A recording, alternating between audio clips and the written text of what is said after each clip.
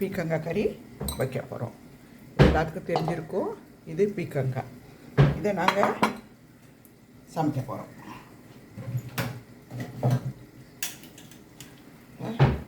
எண்ணெய் ரொம்ப ஸ்லோ ஃபயர்லேயே வச்சுக்கோங்க. கொஞ்சம் எண்ணெய் இதுக்கு நிறைய தேவை, ஓரளவு. இப்போ நாங்கள் இஞ்சி பூண்டு போடுறோம்.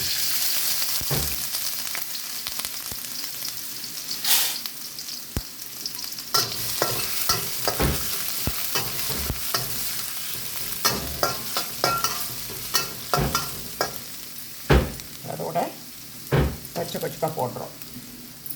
ரம்பையும் ஒன்று போட்டோம்.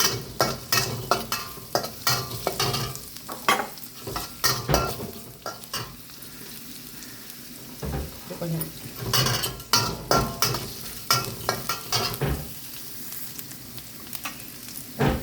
கொஞ்சம் வெங்காயம் போடுறோம். ஆனால் வெங்காயம் போடணும்னு அவசியம் இல்லை, விரும்பாமல் போட்டுக்கலாம். விரும்பாதவங்க வெங்காயம் எல்லாமே செஞ்சிடலாம். அது கொஞ்சம் ஒன்று ரெண்டாக அப்படி வெட்டி போட்டால் நல்லா இருக்காது. வாசமாக இருக்குது. சூப்பரான ஓரளவு வதங்கிடுச்சு. நம்ம இதை இப்போ கொட்டுறோம். கொட்டி லேசாக வதங்குது ஃப்ரெண்ட்ஸ்.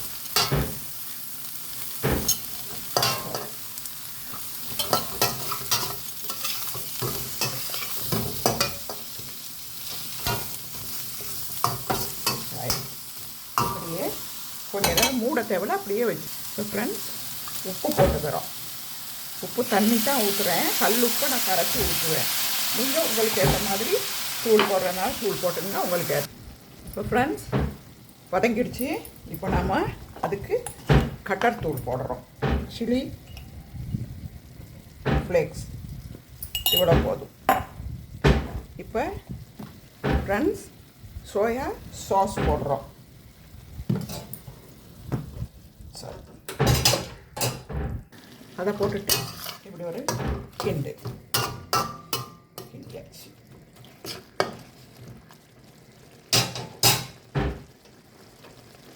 இப்போ ஃப்ரெண்ட்ஸ் இதை போட்டோன்னா நீங்கள் ஹை ஃப்ளேமில் வைக்கணும். வச்சா தான் அது கணக்காக தண்ணி வற்றி வரும். ஏன்னா இதில் தண்ணி விடும். இப்போ நம்ம சோயா சாஸை போடுறோம். சோயா சாஸ் கணக்காக போட்டால் போதும் ஃப்ரெண்ட்ஸ், நிறைய போடணும் இல்லை, கொஞ்சம்.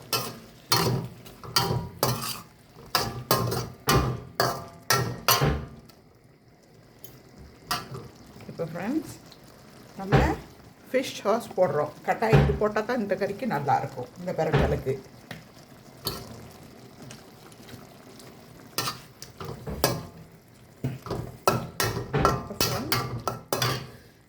ஃப்ரெண்ட்ஸ் இப்போ வதங்கிருச்சு. நாங்கள் இந்த ஸ்டேஜில் கொஞ்சம் வதங்கினோன்னு நம்ம இது வந்து சில்லி பேஸ்ட் அது கொஞ்சம் போடணும். விருப்பமானவர் இது மாசிக்கூடும் போட்டுக்கலாம். நான் சில்லி பேஸ்ட் போடுறதுனால அதெல்லாம் போடுறதில்ல.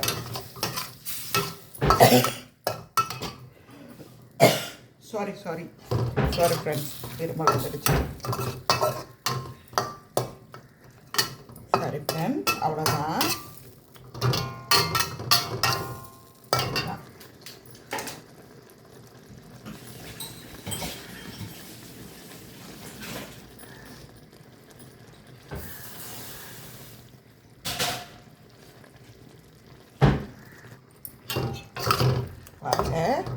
Right, thanks friends.